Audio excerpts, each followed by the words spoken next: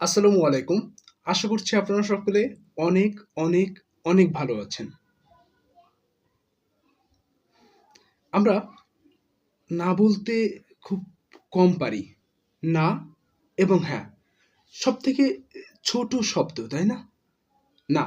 আপনাকে কেউ একটা কিছু করতে বলল, আপনি খুব সহজে যদি বলে দিতে পারতেন, "না।"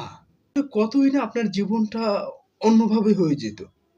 একটু ভেবে দেখেন, আপনি এই মুহূর্তে একদম ভাবেন, আর কিছু ভাববেন না। শুধু একটা চিন্তা করুন যে আপনার জীবনে কোনো একটা সিদ্ধান্ত আপনি যদি অন্যরকম নিতেন, আপনি যদি তাকে বলতেন না, আপনি ওই সিদ্ধান্তটা যদি না নিতেন আপনার জীবনে, হয়তোবা আপনার জীবনটা অন্যভাবে আজ থাকতো। রাইট?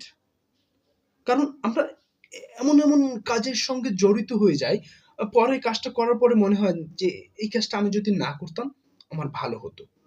হ্যাঁ, এমন আমার জীবনে যেহেতু আছে আমি মনে করি যে এটা সবার জীবনেই ঘটে বা আমি অনেকের সঙ্গেই কথা বলেছি যে যারা কোনো একটা কাজ করার পরে তাদের মনে হয় আমি যদি এই কাজটা না করতাম ভালো হতো আমার জন্য। আমি এখানে যদি আমার পছন্দের একজন অভিনেতা মাহফুজ আহমেদের একটা কথার উদাহরণ দেই তাহলে আরো বিষয়টা ভালোভাবে ক্লিয়ার হবে। তিনি আরকি এক সাক্ষাৎকারে আরকি বলেছিলেন, টেলিভিশন সাক্ষাৎকার। আ সেখানে আরকি তিনি বলেছিলেন যে, "আমি যদি আমার লোভটা কমাতে পারতাম, I mean অভিনয়ের ক্ষেত্রে, তাহলে দিন শেষে এখন আ এই মুহূর্তে যদি আমি পিছনে তাকাতাম, সেক্ষেত্রে আমি আরো ভালো কাজগুলো দেখতাম। আমার সব কাজগুলোই ভালো দেখতাম।" মূলত তিনি কথাটা এমন বলেছেন যে, তিনি যে সকল নাটকে অভিনয় করেছেন ওই সকল নাটক মানে সবগুলোতেই তিনি হ্যাঁ বলেছেন দেখেই তো অভিনয়টা আরকি করেছেন বা আমরা দেখতে পাচ্ছি। তিনি যদি সবগুলোতে হ্যাঁ, না বলতেন, হ্যাঁ, না বলে যদি না করে দিতেন, তাহলে চোখ বন্ধ করলে তিনি আরকি আ সব কাজগুলোই দেখতেন জ্বলজ্বল করছে। এটা তিনি একটা আক্ষেপে বলেছেন যে সব কাজগুলো করলে অ্যা সবগুলো কিন্তু ভালো হয় না। তিনি যদি বেছে ভালোগুলো করতেন, ভালো গল্পগুলোতে অভিনয় করতেন, তাহলে ওই কাজগুলো জ্বলজ্বল করত। তিনি আরো বলেছিলেন যে আ ওই আক্ষেপটা শুধুমাত্র তার একার না, আরো যারা অভিনয় শিল্পী আছেন তাদেরও। যে তারাও একটা পর্যায়ে গিয়ে ২ দিন আগে পরে ভাবেন যে আমি আমার জীবনে এই কাজগুলো কেন করলাম?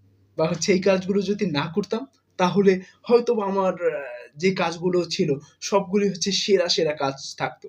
অর্থাৎ এখানে তো একটা অভিনয়ের বাস্তব উদাহরণ দেওয়া হলো যে আ অভিনয় করতে গিয়ে যদি ডিরেক্টর আপনাকে বলছে যে, "ভাই এটায় অভিনয় করেন।"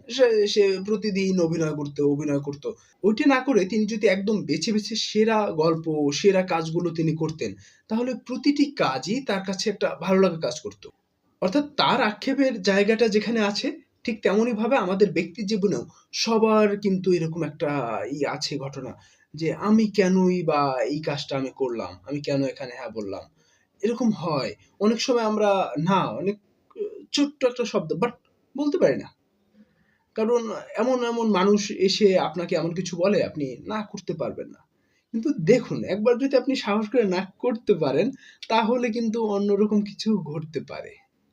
একটা ভালো কিছু হতে পারে নাতে, তাই না? তাই যে কাজই করবেন সামনে ওই কাজটা আপনি বুঝে শুনে হ্যাঁ এবং না বলার আগে একবার নিজে চিন্তা করুন যে আমি এই কাজটি করছি, এই কাজটিতে আমার কি হবে? আমার কি লাভবান হবে? ফর এক্সাম্পল আপনাকে কেউ বলছে, আ "চলো আমরা সবাই মিলে একটা টিম গঠন করে আমরা চলচ্চিত্র বানাবো। আমরা নাটক করব। আমরা এইটা করব, সেইটা করব। আমরা বিভিন্ন প্রজেক্টে কাজ করব।" এরকম বলছে, আপনি হ্যাঁ বলে দিলেন। দিন শেষে আপনি ওই কাজটা করতে গিয়ে আপনার কোনো লাভ হলো না বা আপনি ওখান থেকে কিছু পেলেন না। ওই কাজ করে কোনো লাভ নাই। আপনি দিন পরে আরকি ভাববেন এখানে আমার টাইমটা একদম ওয়েস্ট হয়েছে। তাই কোনো কাজে সিদ্ধান্ত নেওয়ার আগে নিজে একদম ভাবুন, একদম রিল্যাক্স, একদম নিজে ভেবে তারপর সিদ্ধান্ত নিন।